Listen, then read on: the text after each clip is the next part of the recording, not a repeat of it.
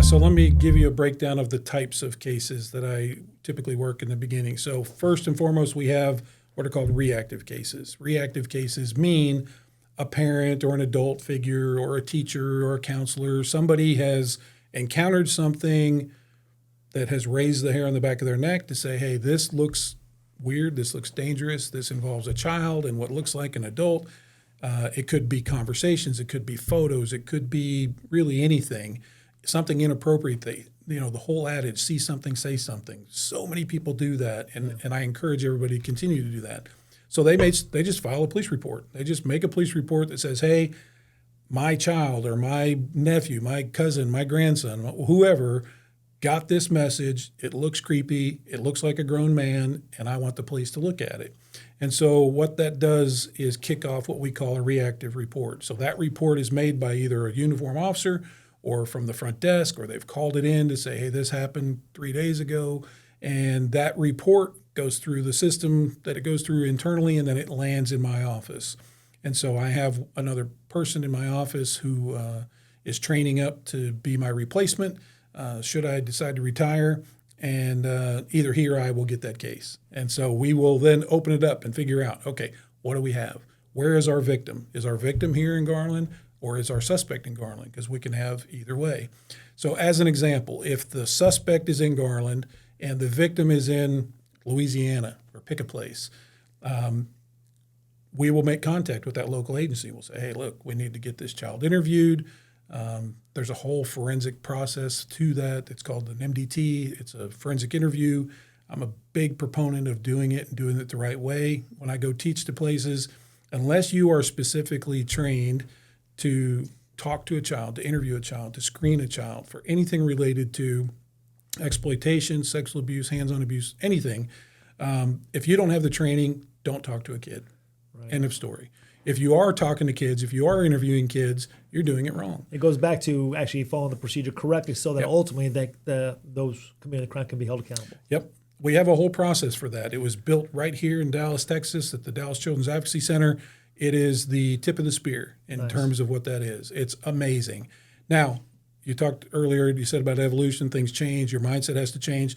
I was not always a big believer in that. I thought, listen, I've interviewed thousands of people. I can talk to a kid about something.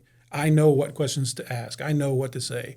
But then it was explained to me, and I saw it firsthand, and I thought, well, that's interesting, and why put myself in a position that could be compromised, because of lack of training or whatever. So my position on it changed.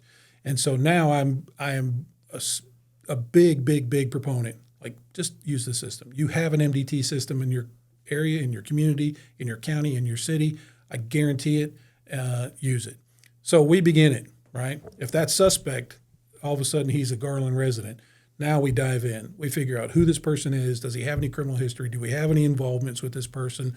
If he's doing it with one child, is he doing it with other children? Mm-hmm. It involves lots of legal process. There may be online accounts that we need to do things with. We need to preserve accounts. We need to issue legal process. We have to connect the dots. I can't just get a complaint that says, oh, Joe Blow over there on Avenue D, he's doing crazy stuff with kids. That's not enough for me to just go and knock on the door or kick the door in and say, I need all your stuff. We have to do the process. And so once we have enough of affirmative link, if we have an offense, we move forward. We get an arrest warrant. We get a search warrant. Kick a door. Take all of the electronics. Sometimes we will make an arrest right there on the spot. Sometimes I'll do an interview right there on the spot. Sometimes it comes later. We take all the electronics. We do a forensic exam of the electronics. We find what we need to find. If we find there's evidence of crime, we get a warrant. We go arrest the guy. That's a reactive investigation. So my office also covers a few other kinds of cases. Cyber tips. Cyber tips, right now, I can tell you, I don't know when this will go out, but I can tell you as of today, we are at 500 cyber tips for the calendar year of 2026. Okay. That is a staggering amount of work. We're in May. That way people give an idea. Yep. So 5 months in, we're 500 cyber tips deep for 2 guys. And so that's a huge issue, right? Now, what is a cyber tip? A cyber tip is essentially, let me put it in terms that maybe your audience will understand. If you have social media, you have a Facebook account, you have an Instagram account, You interact on that. You post, you make pictures, you do all kinds of stuff. You show what you had for lunch, whatever. A lot of people do all these things. On the side, let's just use Instagram as an example. Instagram is owned by Facebook, which is now Meta.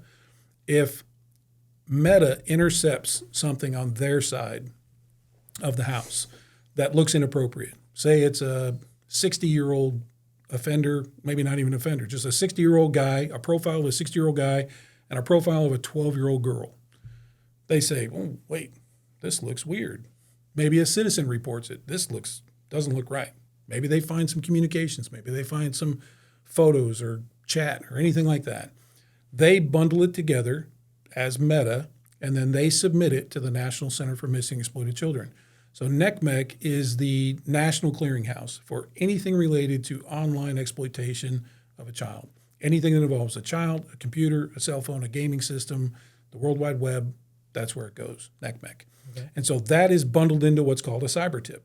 The cyber tip, they do a little bit of triage on it. Okay, the victim's in Garland, the suspect's in Garland, it comes to Garland. So we get those a lot.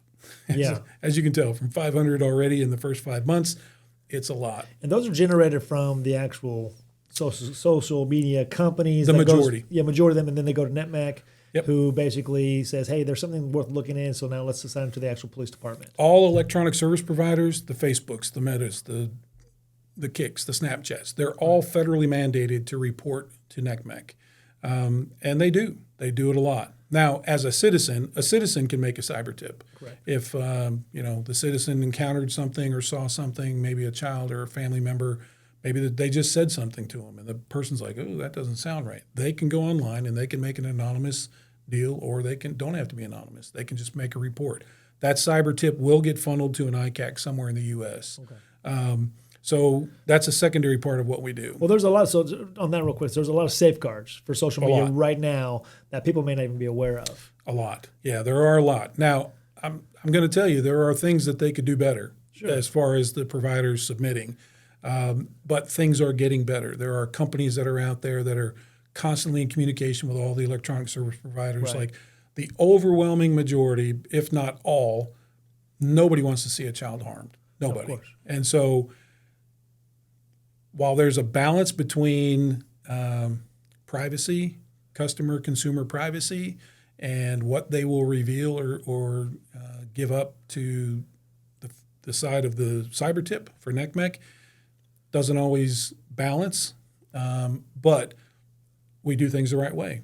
Right. Anything we don't get on the initial tip, we do in legal process with that company, which gives it to us legally and then gives us the authority to go do what we want to do. So the investigation's on. Yeah, and then we're digging, we're looking.